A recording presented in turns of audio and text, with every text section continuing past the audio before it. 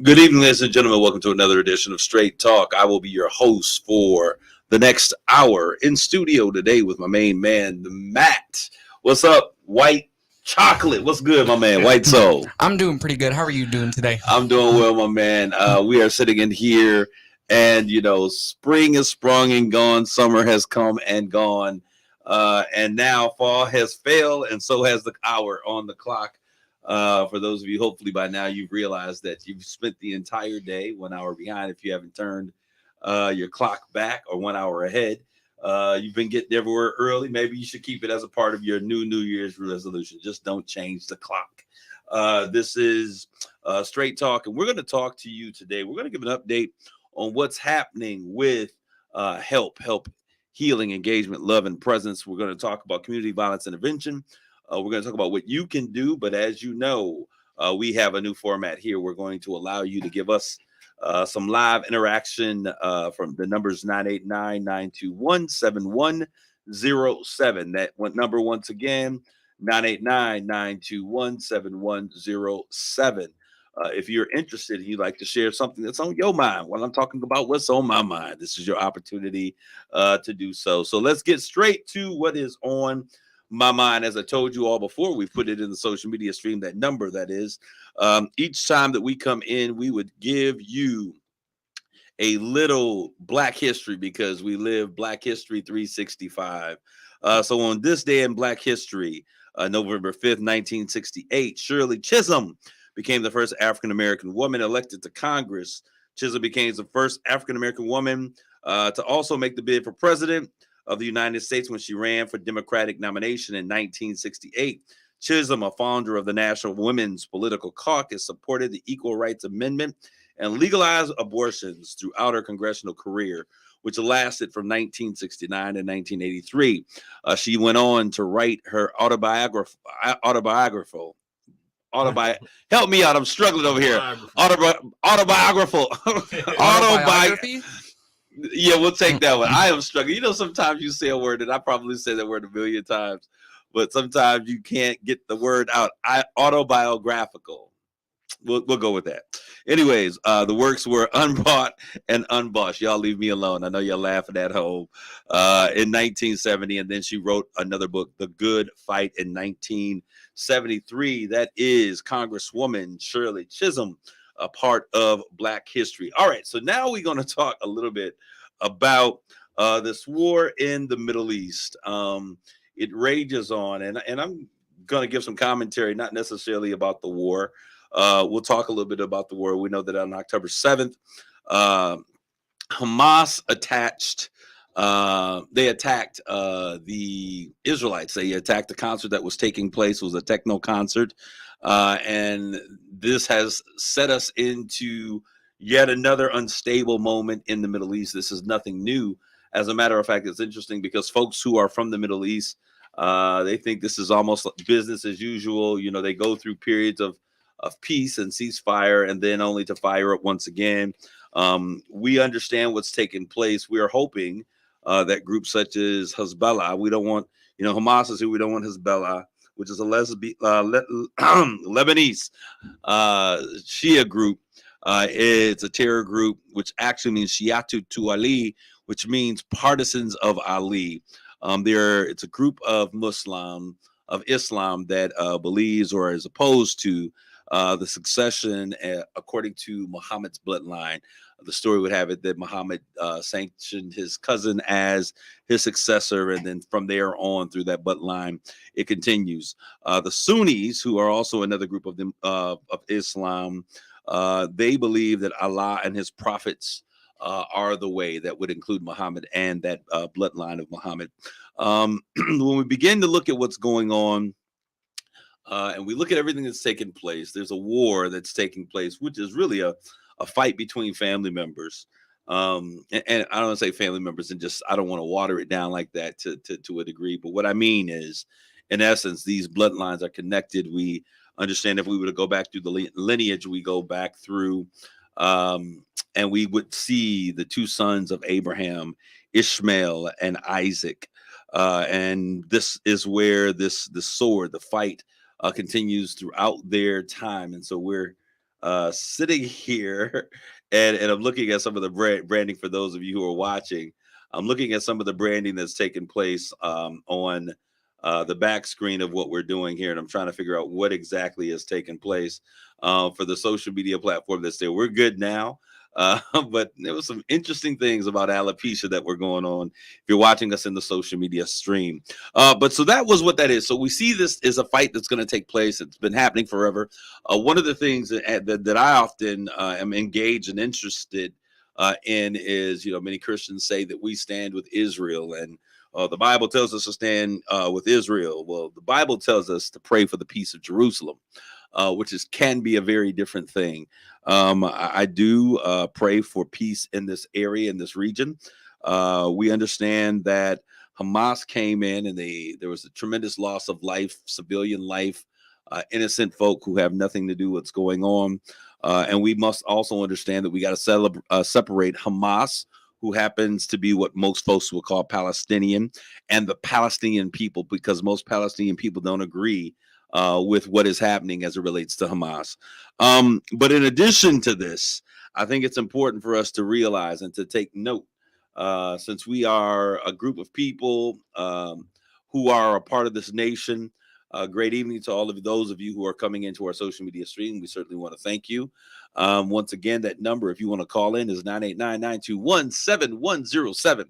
What's important to me is this. This is what's getting on my nerves about this, and this is why this is on my mind, is because we often talk about what we need in this nation. We talk about what we cannot do for the black man. Somebody had the nerve to tell me that, why there's a divergence of what takes place between the problem that black folks have with Israelites, is that Israelites, they've prospered after the Holocaust, and they have gone northward, and black folks after slavery have gone southward. And so there is a little bit of envy that exists between the communities. And so most hate that exists against Jewish folks happens from the black community. And I beg to differ, and I don't agree with that. I believe that there are some great relationships, as noted, as I've said before. Some of those who marched with us for civil rights, understanding that their rights would come after we obtained ours, were Jewish Americans. And so we have had a longstanding history relationship with those things. There are some reasons and some issues as we talk about entertainment, and we look at some of the individuals such as Kyrie Irving and Prince, and even the great man Michael Jackson, and some of the issues that they've had.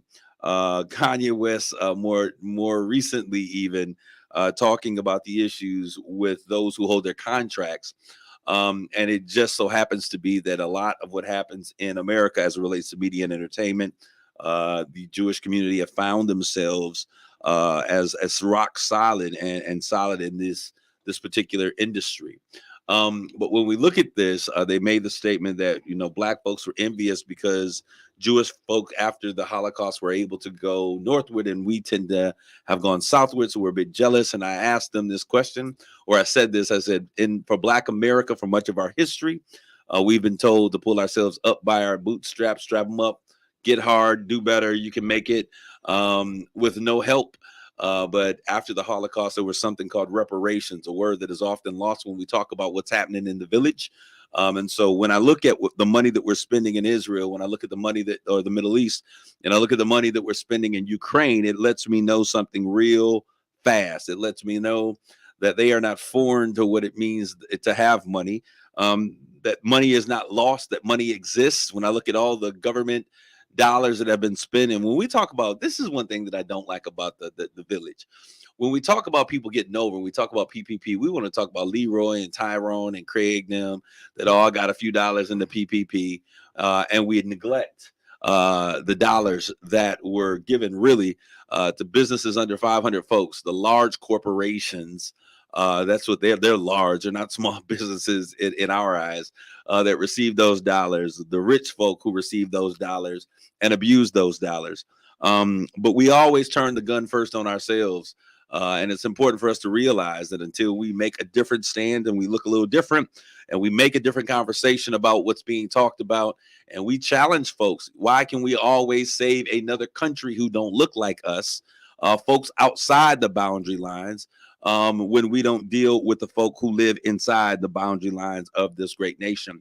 Reparations is something the Black people are earned, that they have earned, they deserve it. And are worthy of it. And so we've got to stop allowing these agendas from everywhere else to take over and supersede what happens in the village. All right. So I've said my 2 cents on that, and I'm going to let it go. I'm going to keep on moving. All right. So we are in the studio today with one of my brothers, and we're going to have a real good conversation. I think this is a good place to take a commercial break. Is there someone on the line? Did you have a caller? Yeah, we actually have Jeff from Saginaw. Jeff, how are you doing today? All right, Jeff, give me a shout out. What's up? Hey, Kareem, just wanted to say thank you for being the voice of the community. This is Jeff Bulls, by the way. Just wanted to, man, give you a big salute, man. I don't think you get enough credit for that, for, shouting us out and keeping our issues top of mind in the community, man. And so I wanted to first thank you for that. And also throw out a community event if I can. All right. What's going on? What you got? So on November 27th, Saginaw CAP, in partnership with CAC, we're going to do another town hall. It's going to be actually a bigger town hall on the opioid crisis. Shout out to Antonio, who's in studio with you. He's been partnering with us on that as well. We're going to really bring that conversation back to the forefront, make it bigger and louder, and also address the opioid settlement funds that are coming to our community. We really need to shout those out and actually have our community partners in the building to actually talk about who's supposed to get those funds and how they're supposed to be spent. And so just wanted to shout that out. And hey, once again, community out. Jeff, once again, before you leave, give us that date once again of that conversation on the opioid crisis. What's the date again? The date is November 27th. It's a Monday. It's at 5 p.m. at CAC. All right. Awesome. This is a very important conversation. And Jeff, if you're watching in the social media stream, you have some interesting reading that I'm going to be dropping off to you. Your name just came up and someone dropped something into my head as I walked into the studio. Just some leisurely reading while you are down and out. Those who are listening, Jeff, aka wannabe Superman, is just undergone surgery, thinking that he was young once again, and he had hops, which he no longer has. And brother messed himself up. We're hoping and praying for a speedy recovery as you do what you do. Jeff, thank you so very much. And for those of you who are listening, if someone else would like to give us a shout out, so many times people say, can you announce my event online? Can you say something about the area or on the radio? The number is 989-921-7107. If it's an event of substance, if it's something you got planned that's going to make a difference, we certainly want to talk about it. He's talking about the opioid situation. Now, this is so very important because this is, as they've coined it, they finally got this right. I'm kind of interested in wondering why we got it right. But hey, we got it right. We knew that the crack cocaine epidemic and what was going on back in the 80s when they came through with that crime bill, they saw it as a nuisance, and it was a war on crime and war on drugs. Just say no, said Nancy Reagan. But now we understand that these things are actually public health crises, and we're using them and we're attacking them in the manner that they should be attacked. Opioid addiction to painkillers, folks popping pills, didn't realize how big it was in our community. And I'm sitting across from someone who works with an organization, FAN, right? Is it FAN? Right. All right. And tell us a little bit what that organization does, because I know that you guys are partnered with what's happening here. The FAN is Families Against Narcotics. They have a lot of different services. One is recovery coaching services. I'm a recovery coach, so I deal with individuals that's going through addiction, and I help them get into the treatment and help them get resources to get back on their feet. Now, Jeff mentioned something that I want all of y'all to pay attention to. This is the part of the conversation where you tell the family that we having a grown folks conversation. Tell the kids to sit down, because we got to make sure we pay attention. He said something that was so important. He said that they got monies that are coming down, and we got to make sure that these dollars get into the right hands. Now, what are we saying by that? Quite often, as it relates to government dollars, and I'll say this, and I wasn't even going this way, but since we're here, I'm gonna stand up on my soapbox once again, talking about those government dollars coming into town. What often happens, and I just recently experienced this with a community violence intervention grant, is that these dollars are available and made available for communities that look like communities of the village, underserved populations, Black and brown communities, communities that are most impacted in this case by opioid use or abuse, and then also communities of violence. And so I ran into a situation where these dollars were out there, and I said, you know what?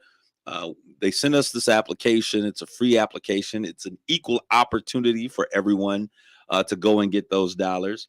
And like I told you, there's a difference between equality and equity. And even though the process was the same for everyone, it was not an equitable process because there are systems that at play. We're going to make the money free for everybody so everybody can get the money, right?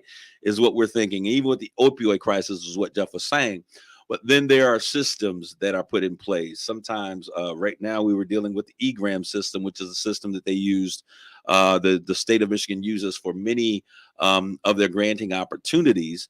And so you have to take your plan, your idea, something that you're probably already working and make happen in the hood. And you got to fit it into this EGRAM system, which then makes the process equal but not equitable. Most organizations that end up getting this funding tend to be large organizations who have people that are set aside specifically for the purpose of doing grants. They've worked in these systems. They've worked with that particular system. And so we find ourselves giving free dollars, equal dollars to a community for everybody to have an opportunity to get it. But the process then becomes inequitable. It's not an equitable process by how we get those dollars. Not only that, but the language. Now, I'm going to tell you, I'm not the dullest knife in the drawer, nor am I the sharpest. But what I will tell you is that with a little bit of education that I have, I struggled with some of the terminology, trying to figure out what exactly was being asked. I thought about the fact I am using high-speed internet. What about those who are not using high-speed internet? I thought about the fact that I am a good typist, and I was typing some things into the system only to find the system shutting down and kicking me out every so often. And the process was really beginning to get on my last nerves. And what often happens in the villages, we say, you know, they made this too hard, forget about it, and we walk away. I was determined not to be that guy. I fought and fought and fought. And still, at the end of the day, at the finish line, did not get those things in. And so I did something that I think that we all need to start doing in the community. I made a documented report complaint about the process. I thank you for these dollars. We thank you that you see that the hood needs resources. Unfortunately, we get oftentimes trickle down economics as it comes to dealing with issues in our community, because the big organizations will get those dollars and then they will penny those. Hey, let's partner with this organization. We'll give them $10, you know, to help do what they're doing in the community, and they'll ride off of the work that we do in many communities. So that's what Jeff was talking about by making sure that the dollars get into the right hands, so that the people who are in need of help are being helped by the people who look like them in the communities in which they come from.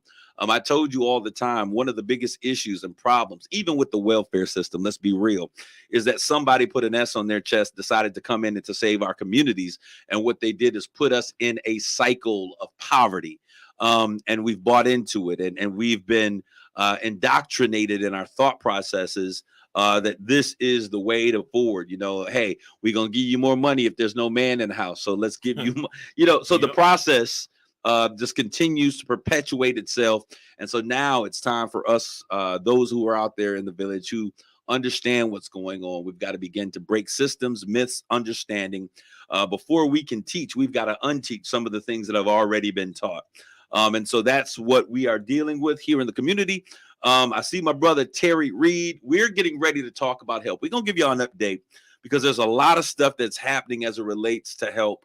And we need the community to now step in and to help. It's not just about mentoring. You've seen us do that. We're going to put some things in perspective. I almost feel naked without my brother T. Reed and Taurus Simpson not in the room with us. We know that they are taking care of business. Right. They've given us a blessing to go forward. We're going to make this happen. We're going to take a quick commercial break. When we come back, we're going to give you an update of what's happening with HELP. And we're going to talk about the other plans that we have as an organization as it relates to ending the senseless gun violence in our community. We're going to do it. We're about to make it happen. Stay tuned. You'll find out how. You're listening to Straight Talk with Kareem Bowen on KISS 107.1.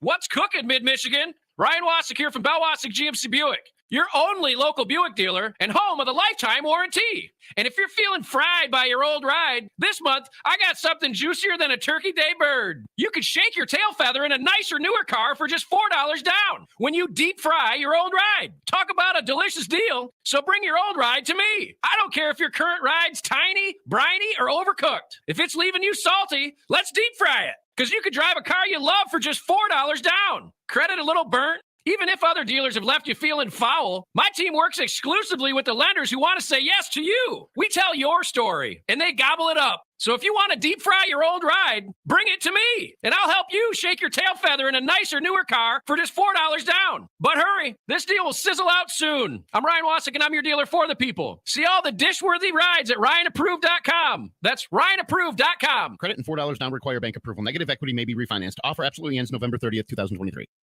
Save on Thanksgiving with one stop at Meijer. I see freshness. Get a Meijer Grade A frozen turkey, 59 cents per pound, limit one, and stuffing, green beans, and tasty pies. I smell savings. Plus, get a $10 coupon when you spend $100 or more this week in store. Printed at checkout, redeemed through November 18th. It gives me great joy. Deals so good, you gotta celebrate. Get Thanksgiving in one stop and start holiday shopping at Meijer. Exclusions apply. See all deals in the Meijer app. RocketGrabPlus.com. This week's deal on RocketGrabPlus.com is from Applied Training Solutions. You are going to get half off of a CPL class. It's normally $150, but you're getting this deal for just $75. A CPL class is necessary for anyone looking for the proper certification to apply for a concealed pistol license in the state of Michigan. And you must be 21 or older. Head to RocketGrabPlus.com right now to snag your deal. RocketGrabPlus.com. Hey, it's Steve Harvey, y'all. Here's what happened on the Steve Harvey Morning Show. The golden rule of marriage for a man is this: you can be happy or you can be right. That's the choice we face all the time. So who made that rule, Unc? They were wrong the whole time? Yeah, you're gonna lose it all. You're gonna lose your house. You're gonna lose your damn sickle cell. You're gonna lose everything you got, boy. That's why your hair falling out right there. Your hairline is trying to get away from the stupid stuff that's coming out your mouth. KISS 107.1, simply the best R&B. It's Straight Talk with Kareem Bowen on KISS 107.1. This is Kareem, and you're back with more of Straight Talk. Once again, those of you who are interested in making comments or your thoughts heard, give us a call at 989-921-7107. That number has been placed into the social media stream, 989-921-7107. I'm in the studio today with one of my brothers from HELP, Healing, Engagement, Love, and Presence. Somebody asked me, why did y'all name this HELP? Because we need healing, engagement, love, and presence. What's up, my brother Antonio Brooks? He's in the house. What's up, brother? To all the brothers who are out there who are in listening on the radio, social media stream, man, it is. We started off as a small group of about 8 guys, and now we are growing. We got brothers every single time we come together, coming in and saying, hey, we want to be down with what's happening. This is the thing that I love about it. Why don't you give me in your own words, when we talk about HELP, and people have been seeing pictures of us working with the boys, the young men, and I need y'all to understand the range of kids that we've been working with have gone from 11 to 20, 23, 21. Yeah, so that is kind of our goal, and our target was to make sure that we're reaching them. Those young men who are getting ready to transition to one day be in this high-risk target population, and then also dealing with those who are already there. In your own words, why don't you share with us what is the the thing? What is the swizzle sauce, the stuff that we got that is really making the difference that you see, Antonio? Like we always say, like my brother Terry always say, we got a bunch of like-minded brothers that have the same goal in common. We all see something in these kids, and just in our city alone, man. I don't think I say it enough. I love my city. I love being here. I hate a lot of the foolishness that go on, but if you're gonna be here, be a part of the solution, not the problem. You know? Okay. So that's what I feel like we doing. And I want you to speak to, because I speak to this all the time. I want you to speak to the spirit that envelops the room when these brothers come together. Outside of the kids, just speak to the spirit that comes into the room when the brothers come together. If we're meeting, if we're waiting for the young men, let's talk about that. I feel respect. I feel love. I feel genuine effort being put in for people, because like we always say, everybody busy, everybody got their lives going on, but everybody take out time, some type of time to dedicate to some form of help, whatever we doing. You know what I mean? Yeah, the thing that I love about it as well, Antonio, is that all of these brothers that are part of what we're doing, everybody's got something going on. Yeah. When we were sitting down, me and T Reed, we were talking about in June, hey, we want to get these kids together, get in front of them. T Reed has, barrier breakers. He's been working with getting that piece going. And you have Civilized Felon working with folks who find themselves having felonies. And we're going to talk about the expungement clinic. Okay. And there's an expungement clinic that's coming up. I'm going to share the flyer in this particular broadcast. I'm going to read that information because this is important. As a matter of fact, before we get into that, let's talk about what is going on this coming Saturday, November 11th. I don't want to put the cart before the horse. This coming Saturday, we're going to talk about two things that we have coming up that you all can get right involved. It's brought to you by help and partnership with other organizations. This coming Saturday, November 11th at 10 a.m. We were doing 10 a.m. to 1 p.m. We have another mentoring session. He's looking at me like, November 11th. Tell me about that day. I thought you had the dates mixed up. We have another mentoring day with the young men. So we're taking young boys. We said 12. We got a couple 11-year-olds. Those 11-year-olds are very smart. But we want you to bring. I got stopped yesterday in the grocery store by two different individuals saying, look, I got a 15-year-old and I got a 17-year-old, and they both smelling themselves. And I need some help because they know everything. I can't tell them anything. Yep. So it is not too late. This is an open enrollment. It's a revolving door. We're doing training and exercises, building character and self-development. Tell me about the thing that you love every time these young kings, because that's what they are, come into our presence. What is it that is the thing that continually keeps you coming back?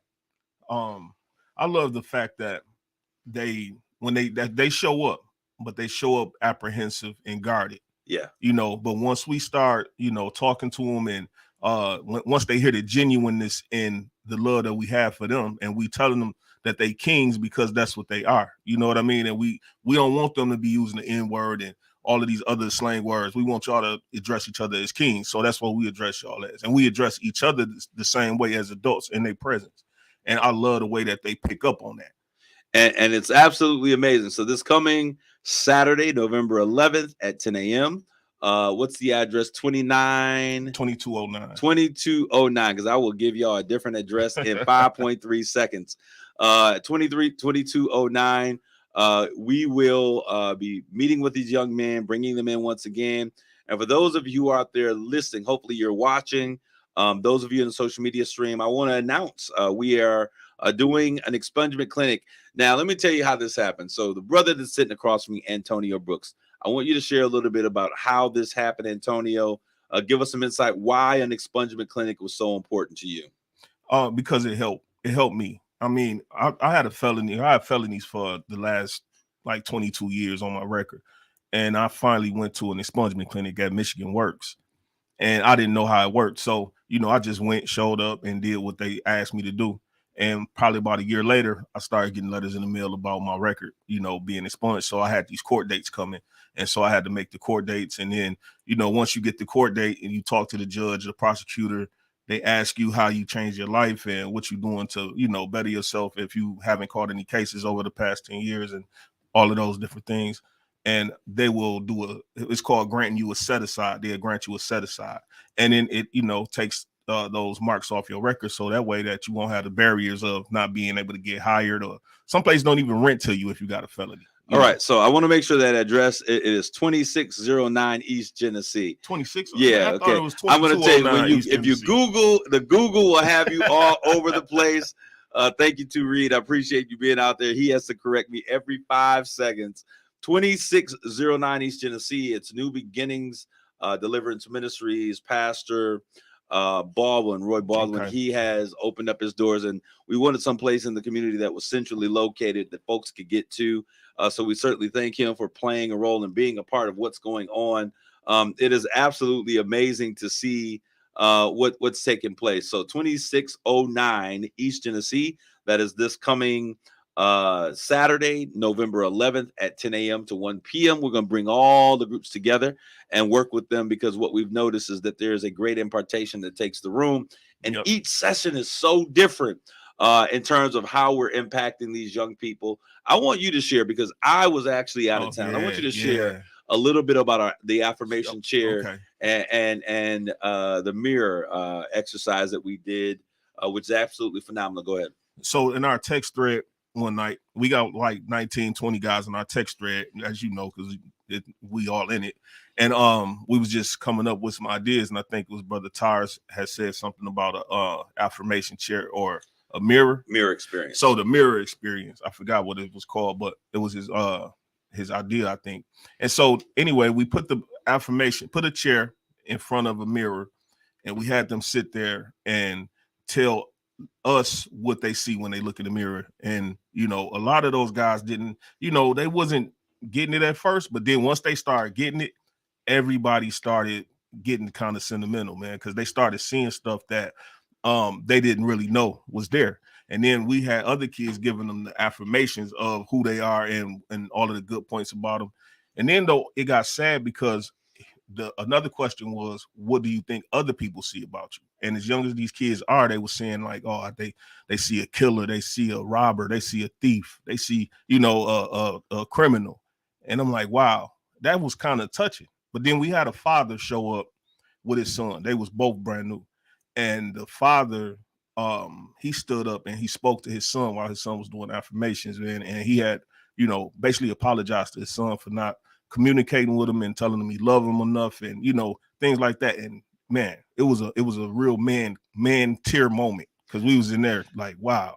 What we've noticed, and this is something that I've seen from Los Angeles to DC literally, is that these young men are looking for an opportunity to talk. We often say, you know, these men don't talk, young boys don't talk. But there's a lot that's behind the silence that we see them experience. And so they're looking for an opportunity to talk. They're looking for a man who's willing and will be consistent. I always say consistency over time builds trust.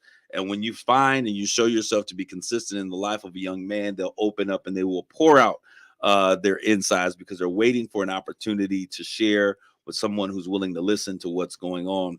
And so a part of what we were doing in our initial exercises is making sure that we could tap into their innermost thoughts, their innermost being, by being consistent, by being patient, by being understanding.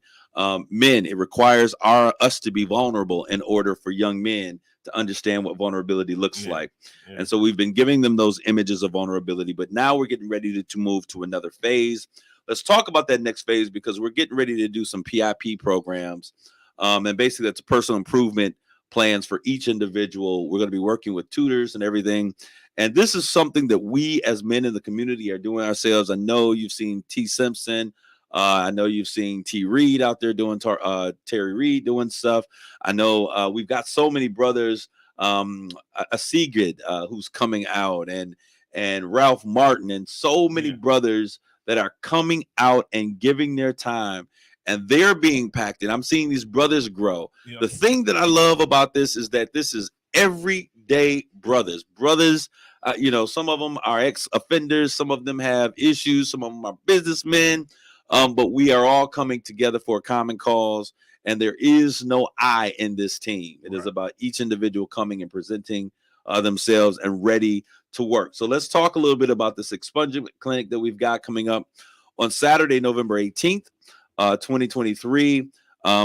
My man Antonio, you were talking about the importance of expungements and how it's impacted your life. Yeah. What did you do when you were dealing with expungements, as we talk about what's taking place on November 18th from 11 a.m. to 1 p.m. at CAC, Community Action Center, right here, 2824 Perkins Street, Saginaw, Michigan, 4601.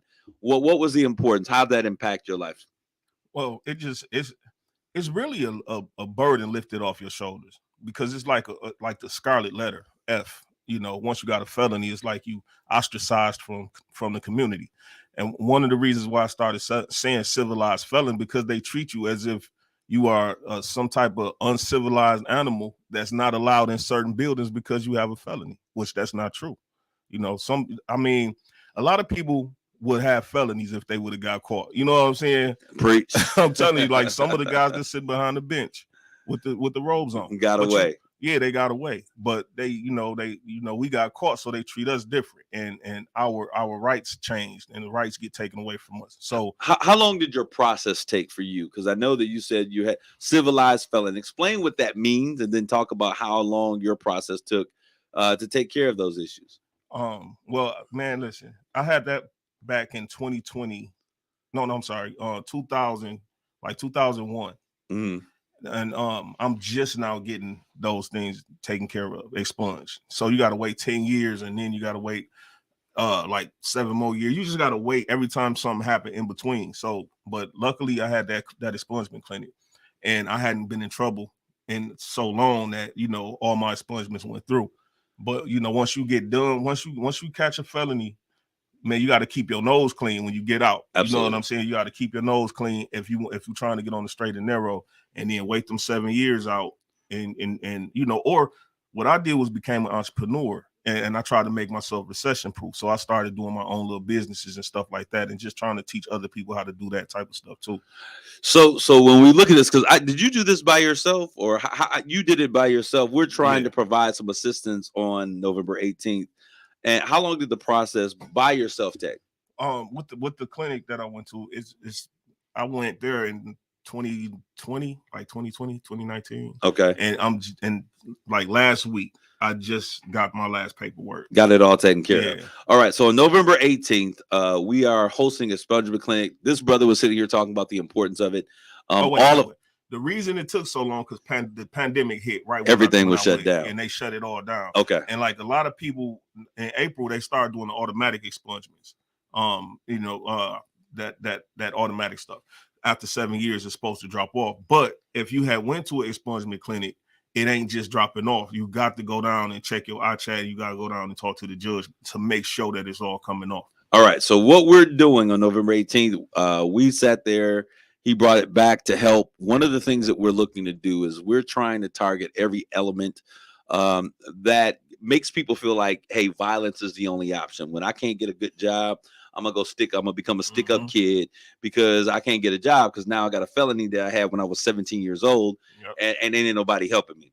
And so we're looking at the subculture of violence, what makes people feel like there is no other answer but to do this in violence. So we're talking about dealing with conflict resolution. We're talking about all of the elements that lead an individual or create a system where violence becomes a pervasive response.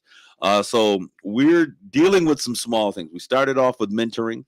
We're getting ready to do an expungement clinic. This has helped. We talked about it. We got in touch with our mayor. The mayor was like, hey, we need to talk with Representative O'Neill.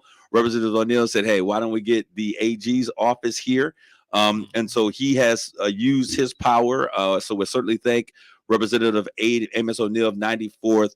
When folks move like he does, and I'm going to say this, and this is not, when people move like Amos has been moving since he's been an elected official for the 94th district, we got to make sure that we understand that we got to keep those kind of people in office.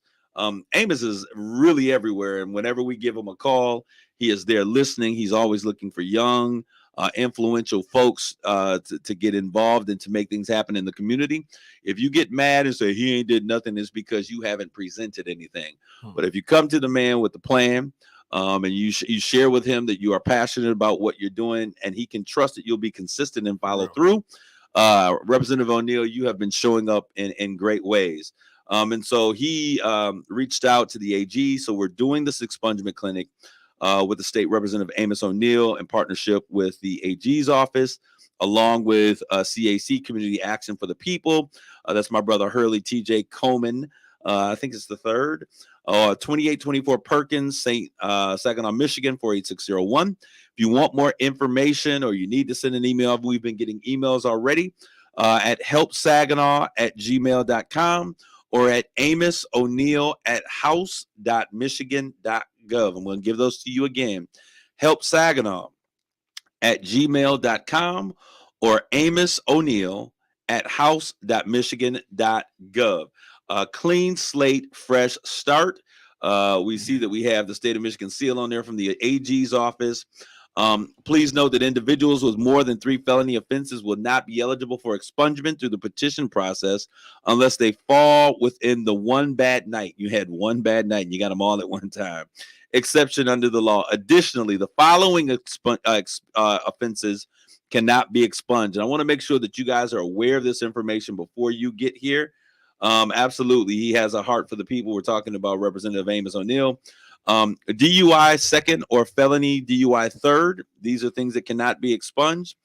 Any offense punishable by life. So if it's a life sentence, any traffic offenses committed by a person with a CDL license while operating a commercial vehicle. Federal convictions are not a part of this clean slate, fresh start program. Any traffic offenses causing injury or death. Felony domestic violence if individual has a prior misdemeanor domestic violence conviction. Third, criminal sexual conduct, CSC, first, second, and third degree. They are not a part of this expungement process. CSC fourth degree if committed on or after January 12th, 2015. Out of state convictions. And then lastly, individuals with pending criminal cases will also not be eligible for expungement of any of their convictions. Why? Because it's still in the process. So we want to make sure, once again, if you need more information or you want to sign up and get registered, this expungement clinic will take place November 18th, 2023. This is HELP. This is our state representative, Amos O'Neill, 94th District. This is Community Action Center, CAC, in partnership with the Attorney General's Office. Email helpsaginaw@gmail.com and then amosoneil@house.michigan.gov. We are placing this on social media platforms. There's another guy. Gotta go, fellas. Love you guys. Be easy. You as well. Be safe, and we look for your safe return. Help is on the way. Mr. Michael Ball, seeing the councilman come out and give his time. There was a situation, and this is what we mean when we say consistency over time builds trust. And Mr. Balls, you reminded me of this scene. You come into the social media stream. When you're mentoring, that means that you're giving up time. If you're really going to do this the right way, where these young men will be willing to walk with you through the fire, that means that you may have to inconvenience yourself in the process. It's not about when it's convenient for me. Sometimes you've got to change your schedule to make it happen. You, in many times, become the surrogate father that these kids have never had. We always say that when a child grows up without his father in his life, he grows up with a hole in his heart in the shape of that father. So it's important for us to realize that we become surrogate fathers. If you can't handle that, then maybe this ain't the job for you. But there was a young man who said, listen, I'm wrestling. It's in Frankenmuth. I want you to come out. Tell us a little bit about that experience, Brother Antonio. Well, we try to, be men of our word. If we trying to teach these guys something, we got to show by example. So one of the mentees, 2 of them wrestle, and one of them was like, well, we want y'all to come out to our wrestling match. And so what's his name, Mr. Balls, he got the information and emailed it to everybody or whatever, and we said, okay, we gonna posse up. And me, you, Terry, and Mr. Michael Balls, who else? And our illustrious mayor. She said, if that boy considers us a part of his family, that we're going. Yeah, absolutely. I was surprised when I seen it. I was like, okay, that made my little heart smile. So I know he was happy. But but when we went to the Frankenmuth middle school, was it Frankenmuth middle school? Yeah, it was Frankenmuth Middle School. Yeah, and we showed up and showed out. We was there to support our young. I don't want to say we can't say his name, huh?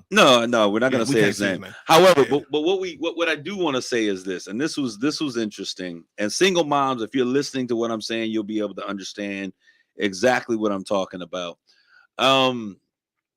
When I got there, I believe I can do anything until you tell me I can't.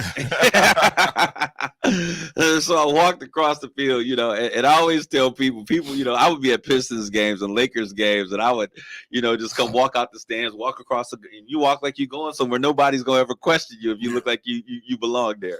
So I got to the game and I walked across the floor, and somebody said, "We can go over there." I'm like, "They ain't tell me I can't." So right. Yeah. So I went over and I happened to know the wrestling coach, and I want to thank Brother William Waters, for doing such an amazing job, taking so much time, so patient, working with these young men. And one of the coaches, the assistant coaches, said, "Yo, is this your son?" I said, "Yes, he is." And some people are like, "Why did you say that was your son?" Because he is my son. Yeah. And if you're going to show up in his life, he's got to be your son as well. You've got to bat for these young men like they belong to you. And I took ownership for two reasons. And sisters, you'll understand what I'm talking about. Whenever a woman shows up, if it's in school, your son has an issue, your daughter has an issue in school, you show up as a single parent mom. I don't care how equitable a school tries to be. They develop, work with, diversity, equity, and inclusion, and they want to see people the same. There is a difference in how parents are received when a mother shows up by herself versus when she shows up with the male figure in the family, either along with her or the man shows up. Right. And y'all may not want to agree with this, and I really don't care. This is straight talk. I'm gonna just tell you what I see, and I'm gonna tell you what single moms come to me and complain about. I want to talk about what they say. And so, I said, yeah, this is my son, because I wanted that coach to know that you can't treat, I don't care how good or how poor this kid may be, that's my son. Mm-hmm. And I'm here and I'm watching and I got my crew. And not to be bullies, but you're not going to treat my son just like anybody, because my son has a father. Right. And I'm here and I'm present. And so the coach says to me, well, he's kind of rough right now, but we're going to work on him. We're going to get him together. So he started talking about how he was going to take on the responsibility of working with him. Present parents always make a difference in terms of how their children are seen. But when you have a father that steps up and he's present in that role and he says, hey, this is my kid, and he takes ownership of that son, the people around him, the respect that father has is then transferred to how folks deal with those children. That's true. And so it was a very important moment. And so we have to understand that, even though these are not our biological kids, these are our kids, that they're our children, our sons, by adoption. We become surrogate fathers. Coaches are surrogate dads. And the sooner we understand that, we made let's talk about this really quick. And thank you, Lane Cook. She said definitely true. Raising, she raised 4 boys of her own, and understanding the difference when she would go with their father, which was rare because dude disappeared. God rest his soul. He's no longer here, so I'm gonna leave that alone. But when the uncles went versus when she went, there's a difference. Mm-hmm. But I wanna talk a little bit about this. When we're talking about working with these kids, and she said, yes, uncle, and the time that it takes working. What's been the impact that you've seen in the short period of time that we've been working with these kids? I see that we doing a lot of confidence building, self-confidence. They stepping up. Like that last exercise we did. Yes.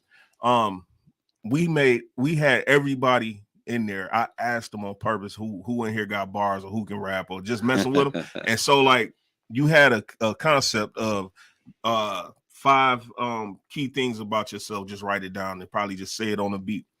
And they were so nervous, but like my guy that I took back there and, showed them how to write a couple lines. man, he came up there and he spit that with so much confidence. He shocked himself. Yeah. You know what I'm saying? Yeah. He shocked himself. And I think all of the kids had that same reaction when they did what they did. You know, like you just make them look deep inside themselves and bring out that thing that everybody else see that you don't see in yourself. You know what I mean? Just Absolutely. putting that mirror up to them. So we have been working. So the mentorship is one piece of this. We're moving toward the expungement clinic. We are also talking about something that is a very vital part of this, is dealing with the issues of substance abuse. Mm-hmm. I don't know how pushing drugs, working them on both sides. Let's say just we're gonna working the drug game on both sides of this, both sides of the coin. When you see those and how important it is for us to be able to do that, preparing these guys for the tough conversations. You were knocking on doors a couple of weeks ago, passing out Narcan. Yeah. Let's talk about why that's an important piece of this overcoming the violence in the community. Well, because drugs, man, like they don't even, I don't think kids understand that just something small as vaping, smoking a cigarette is like almost a gateway to invite addiction into your life, because most people just doing it because of the crowd doing it. And it's so dangerous now that it ain't the drugs that you think that you about to take. Like, so, you know, if you think you about to smoke a blunt, somebody probably laced it with some cocaine. You think you about to take a perk, somebody already made a pressed pill with fentanyl in it. You know, that's now let's talk about that, because that's a lot of what we're seeing in terms of this death is attached to the abuse or the use of fentanyl, which is high. Certain cases you shouldn't even be touching this stuff with it's the undereducation of fentanyl, because they're not telling these kids that literally just by touching it, some people have died. You know what I mean? Like literally, you don't even have to ingest it. But you are a recovery coach. Yep. And so one of the things that you're seeing vape addiction, and you're seeing the use of pressed pills. Share with our audience, because we don't be knowing about this stuff. Well, these guys always talking about these perks this, perks that, Percocets, the perk dance. It's like they hype up all of these different drugs that's supposed to be over-the-counter pills, but really they're not. People is pressing these pills up at home, and they using fentanyl to fill the coating. So the coating is like colorful pink, purple, green, whatever. They think that it's just a regular Percocet that somebody done prescribed from the doctor, but it's not. These things like literally 2 milligrams of fentanyl can kill a person, and they putting probably 3-4 grams in one pill. You know what I mean? So it's not fentanyl. I mean, it's not overdosing. It's fentanyl poisoning. They poisoning these people. That's why they dying off of one pill. Normally the overdose is taking a handful of pills. So this brother who is trained in recovery coach addiction, who is getting certified as we speak, in vaping and encountering and dealing with young people as it relates to vaping. Vaping is a serious issue that many young people are dying. These are the types of individuals that we have here. We got folks who've been in the streets that have now become viable parts of the community. Our city councilman Mike Balls, who has been super duper dedicated and committed to the process. We celebrate him on today. Just every single man, the brothers that have been locked up, that share their stories of incarceration and challenge these young people that this ain't what you want. You don't want none of this.